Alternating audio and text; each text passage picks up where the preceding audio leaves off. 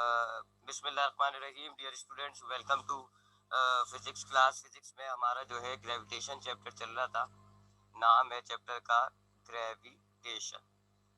अब तक आपने इस चैप्टर में सबसे पहली चीज़ जो पढ़ी वो है Newton's law of universal gravitation, जिसके मुताबिक कायनात में पाई जाने वाली हर चीज़ दूसरी चीज़ को अट्रैक्ट कर रही होती है और एक फोर्स के साथ। और वो फोर्स का जो फॉर्मूला था वो ये था जी, F is equal to G m1 m2 upon r square.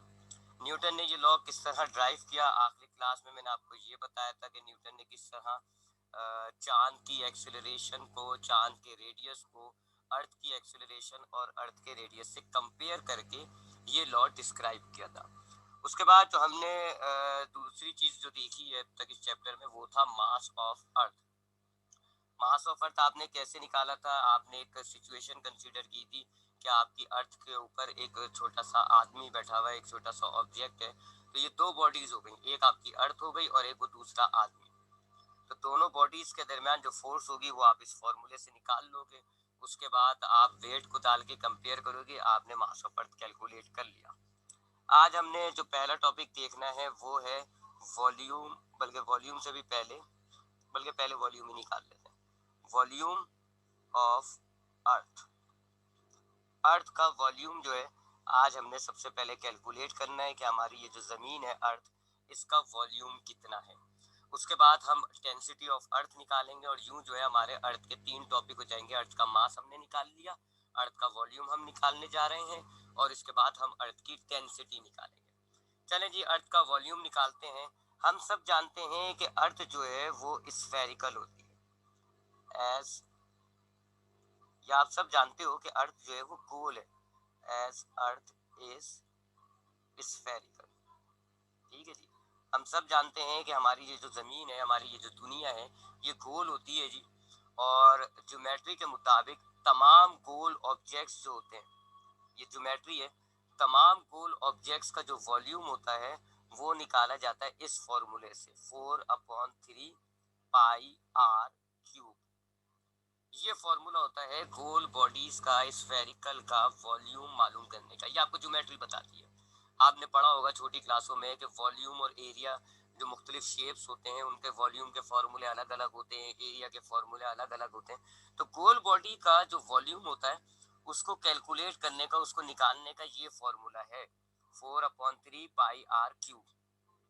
अब इसमें 4/3 ये तो नंबर्स हैं, पाई का मतलब होता है 3.142 और ये जो आर होता है, इस आर से मुराद होता है आपके इस गोल बॉडी का रेडियस। ठीक है, गोल बॉडी का जो रेडियस होता है वो आर होता है।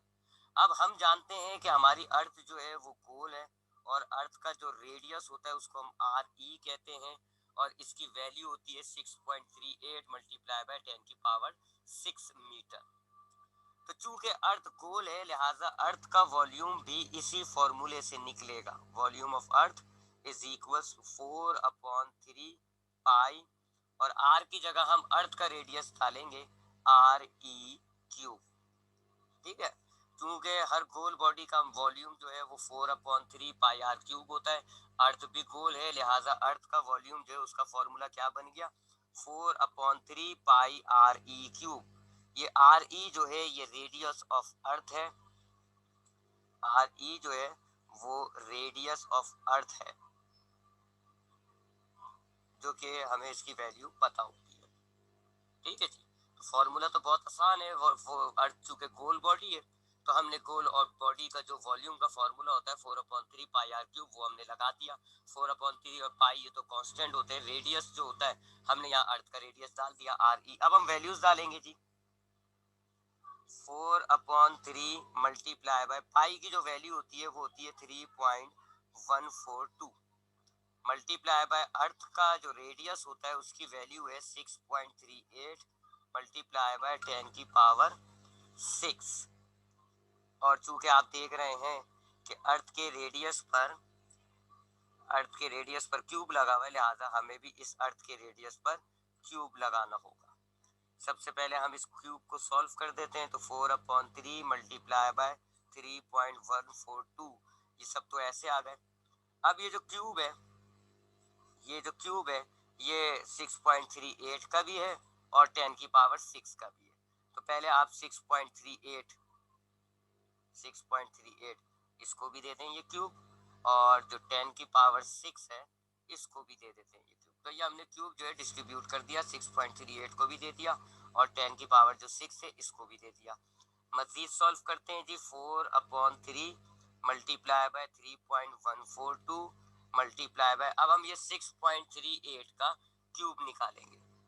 6.38 का क्यूब कैसे निकाला जाएगा? आप 6.38 को 3 दफा मल्टीप्लाई करते हैं, यानी 6.38 मल्टीप्लाई बाय 6.38 मल्टीप्लाई बाय 6.38, 3 दफा आप इसको मल्टीप्लाई करेंगे, आपको इसका क्यूब मिल जाएगा जो कि होता है 259.69 मल्टीप्लाई बाय 10 की पावर, यहाँ पर ये जो है दोनों पावर मल्टीप्लाई जाएंगी, यानी 6 और 3 मल्टीप्लाई हो जाएगा, 6 3 18।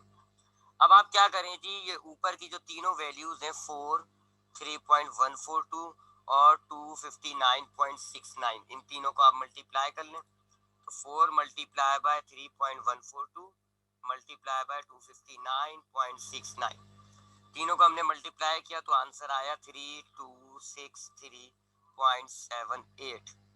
अच्छा, नीचे आप देख रहे हैं डिवाइडेड बाय 3 है, ये रहा, लिहाजा हमने भी लिख दिया नीचे डिवाइडेड बाय 3। और ये 10 की पावर 18 जो है इसको हम अभी एज इट इज रखेंगे, इसको तो हम छेड़ेंगे भी। अब आपने इस 3268.78 को 3 से डिवाइड करना है, तो इसका आंसर आएगा 1087.93 मल्टीप्लाई बाय 10 की पावर 18। ये अर्थ का वॉल्यूम आ गया। वॉल्यूम का जो यूनिट होता है वो होता है मीटर क्यूब। तो ये जो है हमारे पास अर्थ का वॉल्यूम आ गया। काफी सिंपल होता है इसको निकालना। तो दोबारा देखें जी, अर्थ चूंकि अर्थ का हमें वॉल्यूम निकालना है, पहला टॉपिक आज का जो है वो ये कि अर्थ का हमें वॉल्यूम निकालना है। अर्थ चूंकि गोल बॉडी होती है तो ज्योमेट्री के मुताबिक हर गोल बॉडी का वॉल्यूम इस फॉर्मूले से निकाला जाता है, 4/3 पाई आर क्यूब। इसमें 4/3 और पाई ये तो तमाम गोल बॉडीज के लिए सेम ही होता है, बस फर्क होता है इस पर, रेडियस पर।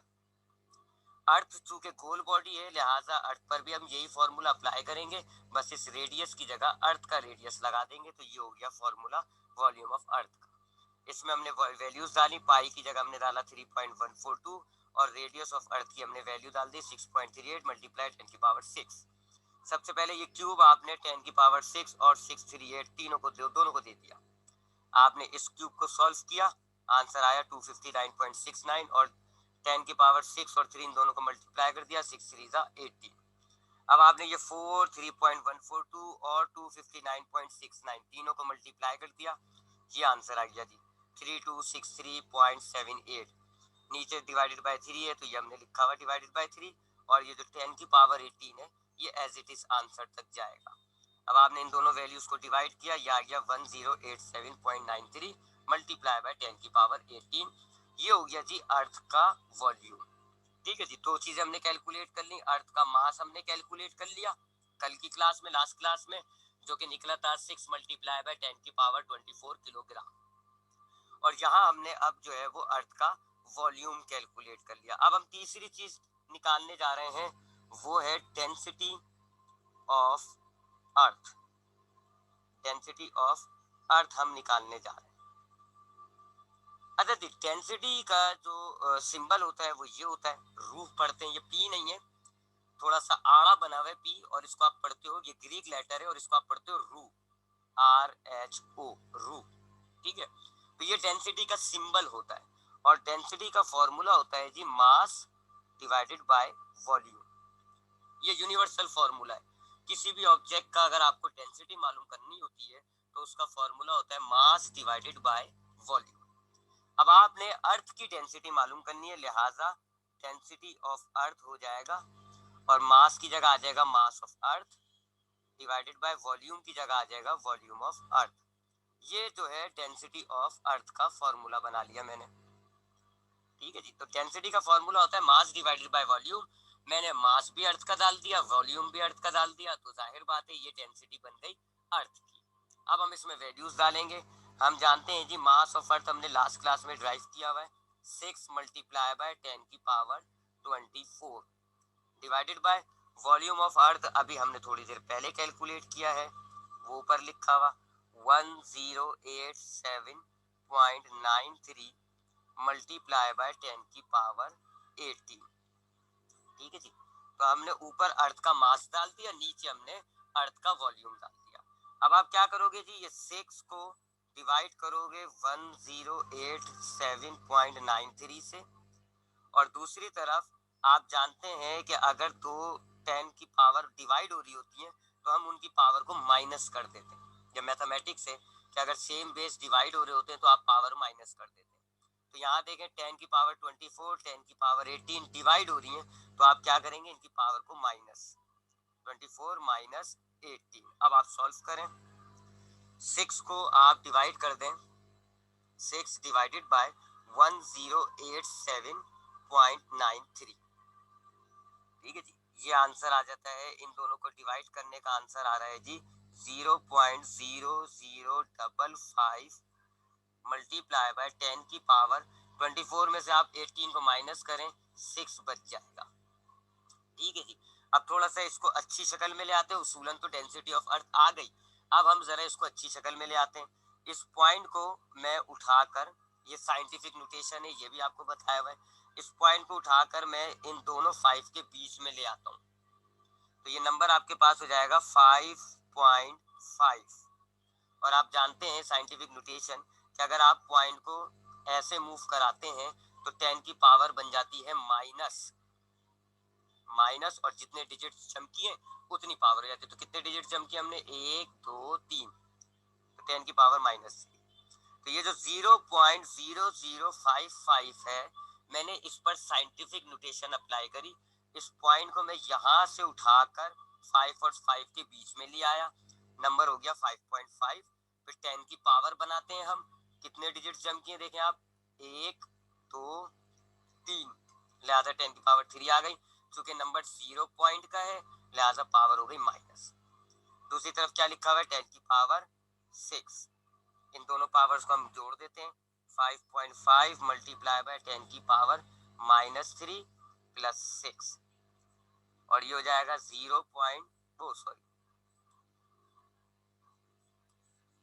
5.5 मल्टीप्लाई 10 की पावर 3, ये हो गई डेंसिटी ऑफ अर्थ। तो जरा इसको अच्छे तरीके से लिख देते हैं कि डेंसिटी ऑफ अर्थ जो है वो हमारे पास कितनी आ रही है, 5.5 मल्टीप्लाई 10 की पावर 3, और डेंसिटी का यूनिट होता है किलोग्राम पर मीटर क्यूब। ये हमने अर्थ की डेंसिटी भी निकाल ली।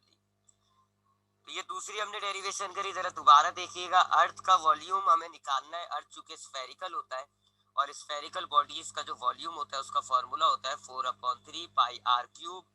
हमें अर्थ का निकालना है तो 4/3 पाई तो ऐसे ही रहेगा, रेडियस जो है वो अर्थ का डाल दिया जाएगा, तो RE³ ये वैल्यूज डाली, सॉल्व किया, ये हमने वॉल्यूम निकाल लिया 1087.93 मल्टीप्लाई बाय 10 की पावर 18 मीटर क्यूब। दूसरी चीज हमें निकालनी है डेंसिटी ऑफ अर्थ। डेंसिटी का फॉर्मूला होता है मास डिवाइडेड बाय वॉल्यूम। अर्थ की डेंसिटी निकालनी है तो अर्थ का मास डिवाइडेड बाय अर्थ का वॉल्यूम। दोनों वैल्यूज हमारे पास हमने निकाली हुई है। मास ऑफ अर्थ है 6 मल्टीप्लाई 10 की पावर 24, वॉल्यूम ऑफ अर्थ है 1087.93 मल्टीप्लाई 10 की पावर 18। अब हम इसको सॉल्व करेंगे कैसे, 6 को आप 1087.93 से डिवाइड करेंगे और 10 की पावर 24 और 18 को माइनस करेंगे। 6 को जब आप इस नंबर से डिवाइड करेंगे आंसर आएगा 0.0055, और 24 में से 18 माइनस करें तो 10 की पावर बच गई 6। अब आप ये 0.0055 इस पर साइंटिफिक नोटेशन चलाएंगे। आपने पॉइंट उठाया और दोनों 5 के बीच में लिया है, नंबर हो गया 5.5। 10 की पावर क्या बनेगी, चूंकि 3 डिजिट्स जम किए तो 10 की पावर 3 आएगी, और नंबर आप देखें 0 पॉइंट वाला है, नंबर 1 से छोटा, तो पावर आ गई माइनस की। तो ये जो 0.0055 है मैंने इसको कन्वर्ट कर दिया 5.5 मल्टीप्लाई 10 की पावर -3 में, और ये 10 की पावर -6 एज इट इज आ गया। अब इन दोनों पावर्स को हमने ऐड कर दिया तो प्लस माइनस माइनस होता है, 6 में से 3 माइनस किया 3, ये रेडियस डेंसिटी ऑफ अर्थ हो गई। तो डेंसिटी ऑफ अर्थ कितनी होती है, 5.5 मल्टीप्लाई 10 की पावर 3 किलोग्राम पर मीटर क्यूब। तो ये हमने तीसरी चीज कैलकुलेट करी। अब मजीद और कैलकुलेशंस, कुछ और चीजें निकालते हैं। तो अब हम निकालने जा रहे हैं मास ऑफ सन, सूरज का वजन। सूरज का मास अब हम कैलकुलेट करने जाएंगे।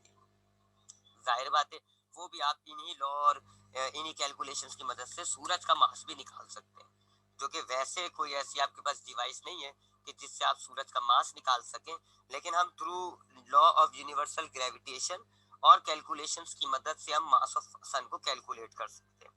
इसके लिए जरा हम सिचुएशन देखते हैं जी कि हमारे पास ये होता है सूरज, ये जो सेंटर में ये सूरज है, और अर्थ आप जानते हैं इस सूरज के गिर्द गोल बॉडी में होती है।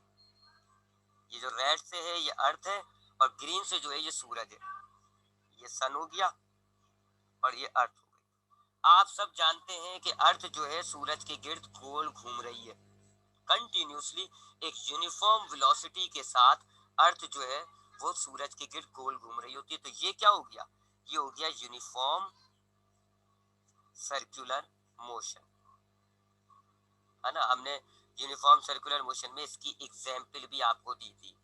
तो ये जो अर्थ सूरज के गिर्द घूम रहा है ना, ये यूनिफॉर्म सर्कुलर मोशन की मिसाल होती है, एग्जाम्पल होती है, क्योंकि अर्थ का जो मोशन है वो गोल दायरे का है और अर्थ की जो रफ्तार है वो एक जैसी होती है, यानी यूनिफॉर्म वेलोसिटी। तो ये हो गया यूनिफॉर्म सर्कुलर मोशन।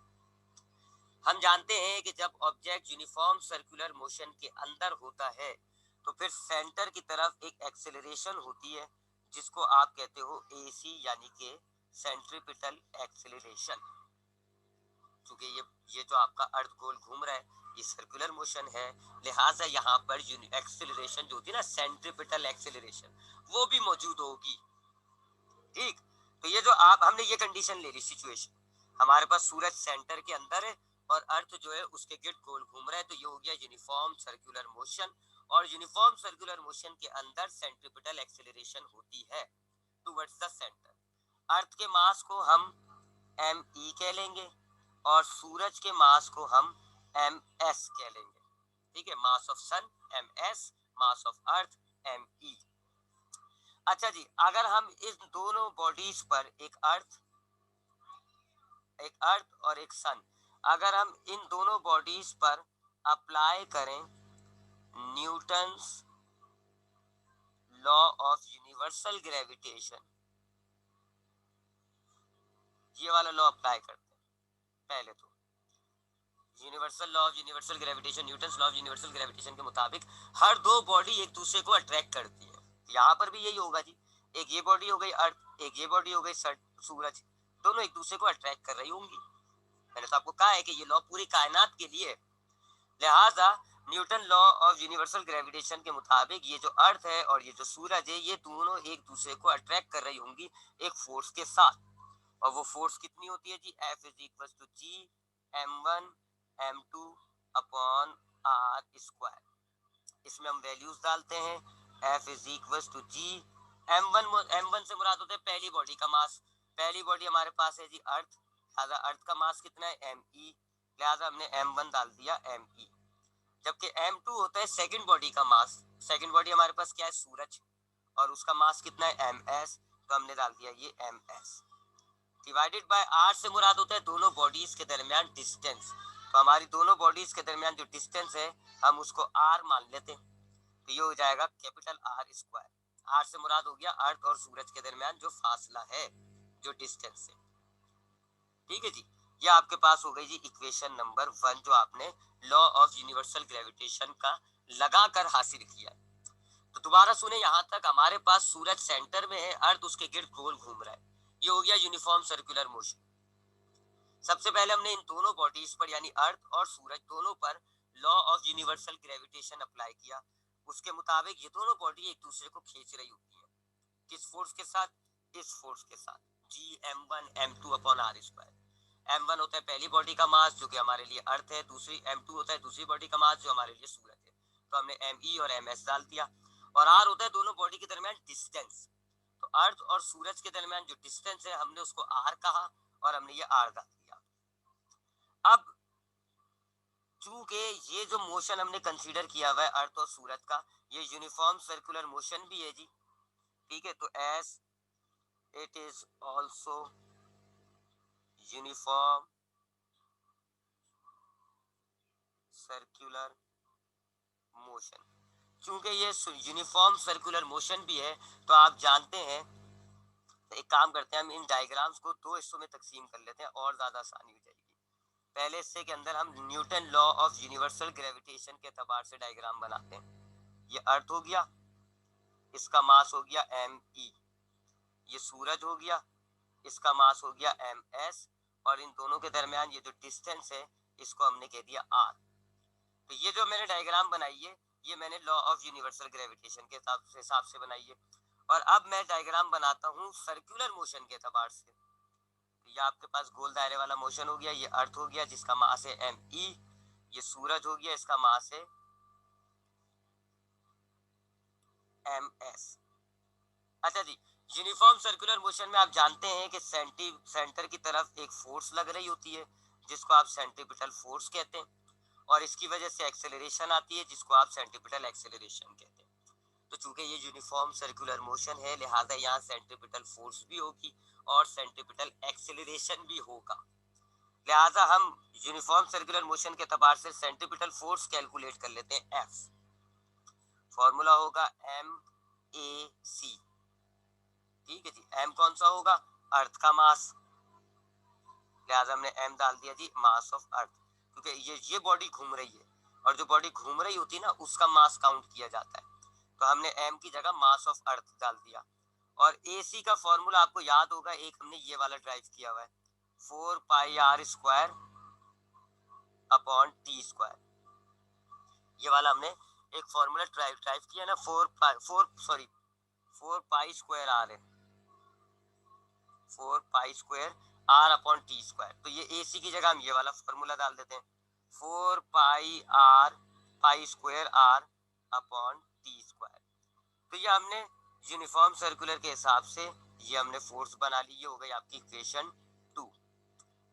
ठीक है जी, तो हमने क्या करा, हमने जो है अर्थ और सूरज के मोशन को कंसीडर किया। सबसे पहले हमने इस अर्थ और सूरज के मोशन को लॉ ऑफ यूनिवर्सल ग्रेविटेशन की नजर से देखा। तो ये दो बॉडीज हैं, एक दूसरे को अट्रैक्ट कर रही हैं, ये फोर्स हो गई, और हमने वैल्यूज डाल के ये इक्वेशन 1 बना दी। उसके बाद हमने जो है इन दोनों बॉडीज को यूनिफॉर्म सर्कुलर मोशन की नजर से देखा। तो सेंटर की तरफ एक फोर्स होगी जिसको आप सेंट्रीपिटल फोर्स कहते हो, और एक्सेलरेशन होगी जिसको आप एक्सेलरेशन कहते हो, सेंट्रीपिटल एक्सेलरेशन। फोर्स का फार्मूला होता है ma, और a की जगह हमने सेंट्रीपिटल फोर्स डालनी है। यहाँ हमने m की जगह डाल दिया मास ऑफ अर्थ, और ac की जगह डाल दिया सेंट्रीपिटल एक्सेलरेशन का formula 4 pi square r upon t square. अब आप इन दोनों इक्वेशंस को कंपेयर कर लें। Compare equation 1 and 2। तो देखें जी, इक्वेशन 1 ये आ गई, इक्वेशन 2 ये आ गई, दोनों साइड में f कट जाएगा। तो पहली इक्वेशन में से आपके पास क्या बचेगा, GME MS upon r square is equal to, और दूसरी इक्वेशन से आपके पास क्या बच रहा है, ME 4 pi square r upon t square. तो मैंने दोनों इक्वेशंस को कंपेयर किया, f से f कट गया। ठीक है जी, कहाँ है पॉइंटर, ये हिल जाता मुझसे। f से f कट गया, इधर से ये बचा, इधर से ये बचा, हमने दोनों को मिला के इक्वेशन बना ली। अब हम थोड़ा सा सिंप्लीफाई करते हैं इसको।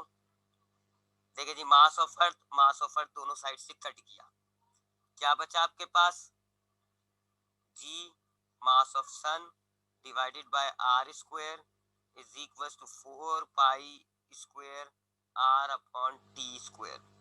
अब इस ms को रहने दें और बाकी g और r स्क्वायर दोनों तरफ ले जाए, दूसरी तरफ ले जाए। तो इधर आपके पास पहले से मौजूद है 4 pi square r upon t square. अब ये जो g है मल्टीप्लाई हो रहा है ms के साथ, उधर जाएगा डिवाइड हो जाएगा, ये आ गया, और r स्क्वायर डिवाइड हो रहा है, उधर जाएगा तो मल्टीप्लाई हो जाएगा, तो ये आ गया r स्क्वायर। तो आपने ms को यहीं रहने दिया, g मल्टीप्लाई होता है दूसरी साइड पे लेके गए, नीचे डिवाइड में आ जाएगा, और r स्क्वायर यहाँ डिवाइड हो रहा था दूसरी साइड पे लेके गए, ऊपर मल्टीप्लाई हो गया। थोड़ा सा और सॉल्व करेंगे इसको, ms is equal to 4 pi square r, देखें जी पावर ऐड कर दें, 1 प्लस 2 r हो गया cube upon t square g। ये हो गया जी मास ऑफ सन कैलकुलेट करने का फॉर्मूला। ये हमने मास ऑफ सन मालूम करने का फॉर्मूला ड्राइव कर लिया। अब हम इसमें वैल्यूज डालेंगे, मास ऑफ सन आ जाएगा। तो जरा दोबारा देख लें एक नजर। सबसे पहले हमने मास ऑफ सन कैलकुलेट करने के लिए अर्थ का मोशन कंसीडर किया, गोल दायरे में घूम रहा होता है। अर्थ का मास हमने बोला me, सूरज का मास हमने बोला ms, दोनों के दरमियान डिस्टेंस हमने बोला r। Law of universal gravitation apply किया, दोनों बॉडी एक दूसरे को अट्रैक्ट कर रही होंगी। कितनी फोर्स के साथ? इस फोर्स के साथ। m1 होगा पहली बॉडी का मास, m2 होगा दूसरी बॉडी का मास, r होगा दोनों बॉडी के दरमियान फासला। तो me ms upon r square, ये हो गई पहली इक्वेशन। उसके बाद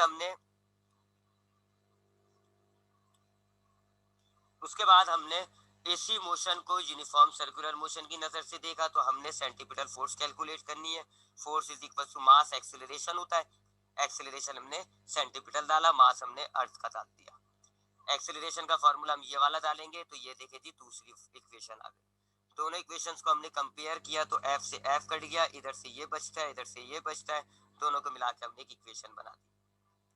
अब आप इसको थोड़ा सा सॉल्व करेंगे। कैसे सॉल्व करेंगे जी? me कट गया, इधर से आपके पास G M S R square बचा, इधर से आपके पास 4 pi square R T square बचा।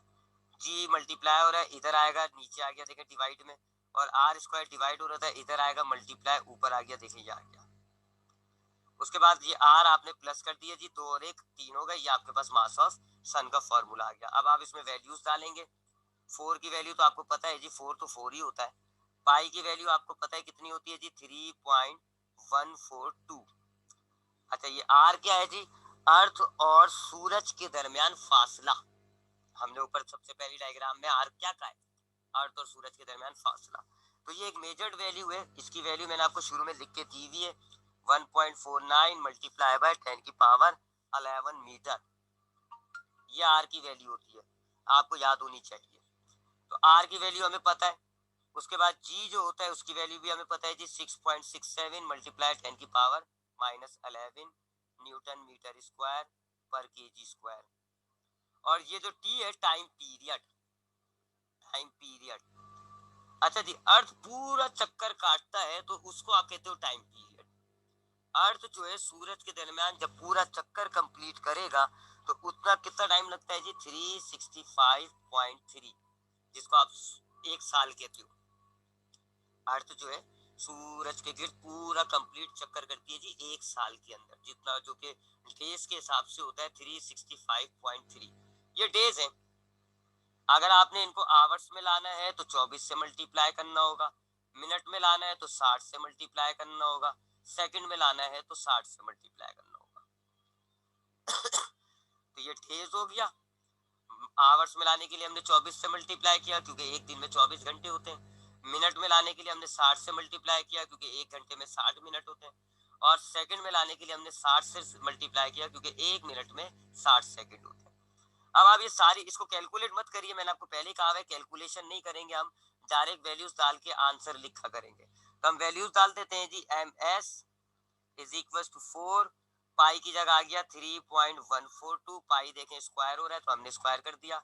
आर की जगह आ गया 1.49 मल्टीप्लाई 10 की पावर 11, आर क्यूब में है लिहाजा हमने भी क्यूब कर दिया। नीचे आते हैं जी टाइम पीरियड, तो टाइम पीरियड हम डाल देते हैं 365.3 मल्टीप्लाई 24 मल्टीप्लाई 60 मल्टीप्लाई 60। टाइम देखें आप स्क्वायर में हो रहा है, टाइम भी स्क्वायर में देखें तो हम भी स्क्वायर डाल देते हैं इस टाइम पीरियड के ऊपर।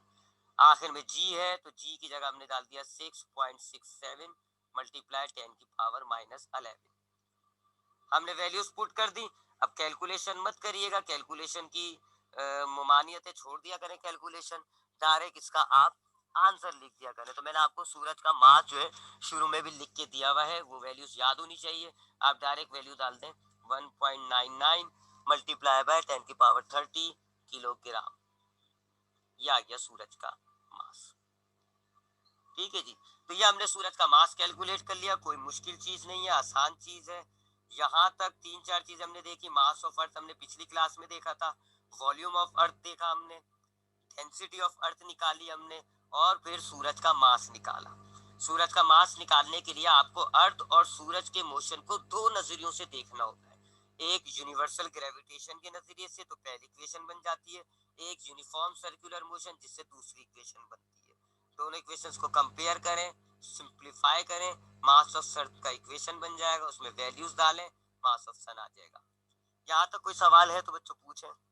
माइक खोल लिएगा, मैं माइक आप लोगों का अनम्यूट कर देता हूँ। कोई सवाल है तो पूछो बेटा।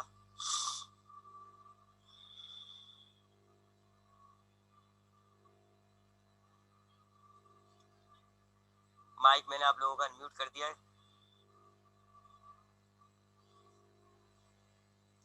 जी नोट्स में होंगी है, मैं दूंगा आपको नोट्स।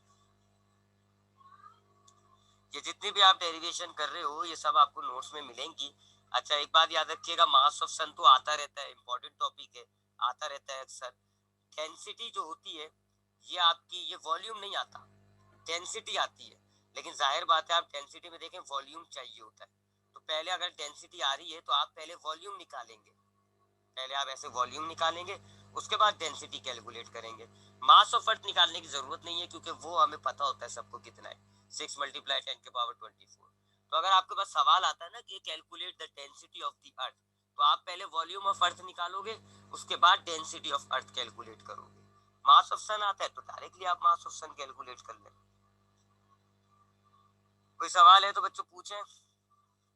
अच्छा अब इसके बाद हमने जो है एक और छोटा सा टॉपिक, एक छोटा सा टॉपिक तो नहीं है, एक बड़ा सा टॉपिक है जी, variation of ji with altitude. अब ये भी एक डेरिवेशन होती है, लेकिन ये डेरिवेशन जाहिर बात है मैं अभी नहीं अगर करा सकता, आपको टाइम थोड़ा सा ही रह गया, मैं इसको आपको थोड़ा सा एक्सप्लेन कर देता हूँ। डेरिवेशन इंशाल्लाह फिर हम नेक्स्ट क्लास में देखेंगे। टॉपिक होगा जी अगला, variation of ji with altitude, ये टॉपिक होगा। थोड़ा सा इसको देख लेते, ये है क्या जी। जी आप जानते हैं जी, जी का मुराद होता है acceleration due to gravity. Motion वाले चैप्टर्स के अंदर, ओहो, एक्सेलरेशन ड्यू टू ग्रेविटी। अच्छा जी, मोशन वाले चैप्टर्स के अंदर हमने जो है इस जी की वैल्यू को 9.8 मीटर पर सेकंड फिक्स माना हुआ होता है। हमने फिक्स माना हुआ होता है, गाड़ी जा रही है, किसी ने टावर से कोई बॉडी फेंक दी, या प्रोजेक्टाइल मोशन होता है, तो ऐसे, या इंक्लाइन प्लेन होता है, ऐसे छोटे छोटे मोशंस जो होते हैं ना, जिनकी हाइट ज्यादा नहीं होती, ऐसे मोशंस के अंदर हम जी की वैल्यू को फिक्स मानते हैं। लेकिन दर हकीकत ये फिक्स नहीं होती, इसमें वेरिएशन होता है। वेरिएशन का मतलब तब्दीली, वेरिएशन का मतलब तब्दीली।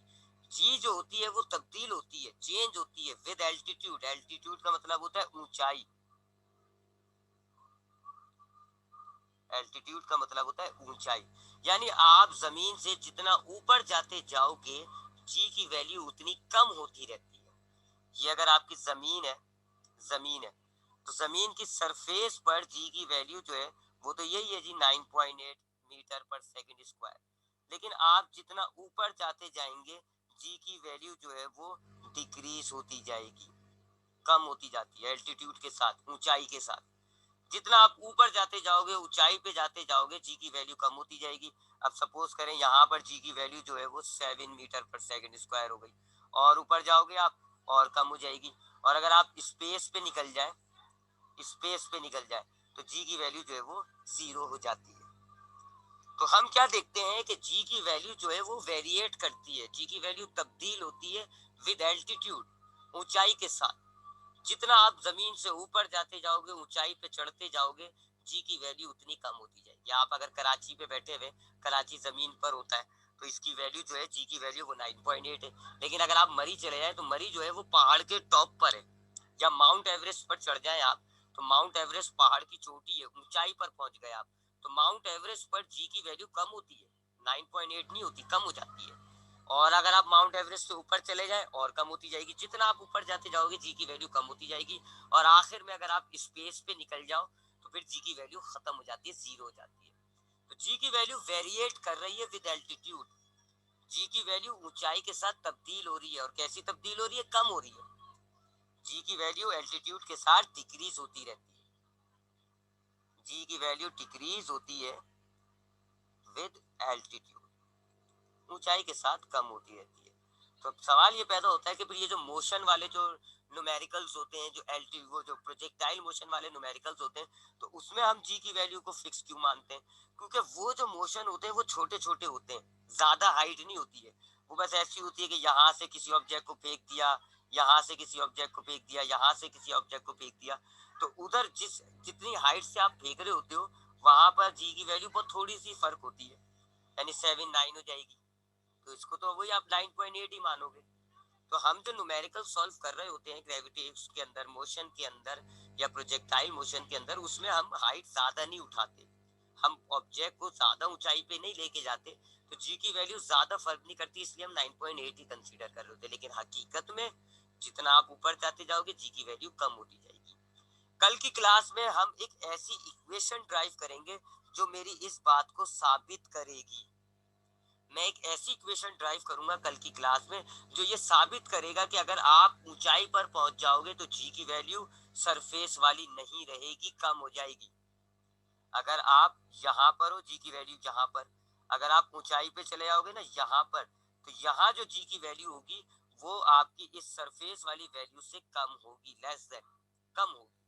तो कल की क्लास में हम एक ऐसी इक्वेशन को ड्राइव करेंगे जो हमारी इस बात को सपोर्ट करेगा कि अगर हम एल्टीट्यूड पे चले जाएं, ऊंचाई पे चले जाएं, तो जी की वैल्यू 9.8 नहीं रहेगी, कम हो जाएगी, रिड्यूस हो जाएगी। इसी तरीके से उल्टा मामला भी होता है भैया, उल्टी कहानी भी होती है, उल्टी गंगा भी बह रही है। क्या उल्टी गंगा बह रही है कि अगर आपके पास ये जमीन है, ये उसका सेंटर है, अब जमीन पर आपकी जी, जमीन पर जो आपकी जी की वैल्यू है वो 9.8 है, अगर आप अंदर अंदर जाएंगे तो भी जी की वैल्यू कम होगी, डेप्थ, गहराई में जाते जाओगे ना तो भी जी की वैल्यू कम होती जाती है और कम होती जाएगी, जैसे आप सेंटर पे चले जाओगे जी की वैल्यू 0 हो जाएगी। यानी दोनों तरफ जी की वैल्यू कम हो रही होती है। तो ये अर्थ अगर आपके पास है, ये सेंटर है, ये स्पेस है, ये स्पेस है, तो सरफेस पर जी, अबे भाई, सरफेस पर जी की वैल्यू है 9.8। अगर आप ऊपर ऊंचाई पर जा रहे हो, एल्टीट्यूड पर जा रहे हो, तो भी जी की वैल्यू डिक्रीज होगी, कम होगी। और अगर आप नीचे अंदर डेप्थ कवर कर रहे हैं, आप गहराई के अंदर जा रहे हैं, सेंटर की तरफ जा रहे हैं, तब भी जी की वैल्यू कम होती है। सरफेस पर ही बस मैक्सिमम होती है 9.8। तो अगर आप जमीन खोदे अंदर जाना शुरू कर दें तब भी जी की वैल्यू कम हो रही है, अगर आप जमीन छोड़ के ऊपर आसमान की तरफ जाना शुरू कर दें तब भी जी की वैल्यू कम हो रही है। तो हमें अपनी इन दोनों बातों को इक्वेशंस के जरिए साबित करना होगा। एक हम इक्वेशन बनाएंगे जो ये साबित करेगा कि जितनी आप ऊंचाई पे जाओगे जी की वैल्यू कम होगी, और दूसरी इक्वेशन हम बनाएंगे कि जितनी हम गहराई में जाएंगे उतनी भी जी की वैल्यू कम होती जाएगी। तो यहाँ पर हम अपनी आज की क्लास को डिसमिस कर रहे हैं। कोई सवाल है, लास्ट टाइम पूछ रहा हूँ, तो माइक खोल के पूछ ले, नहीं तो क्लास में 1 मिनट रह गया, खत्म हो जाएगी क्लास।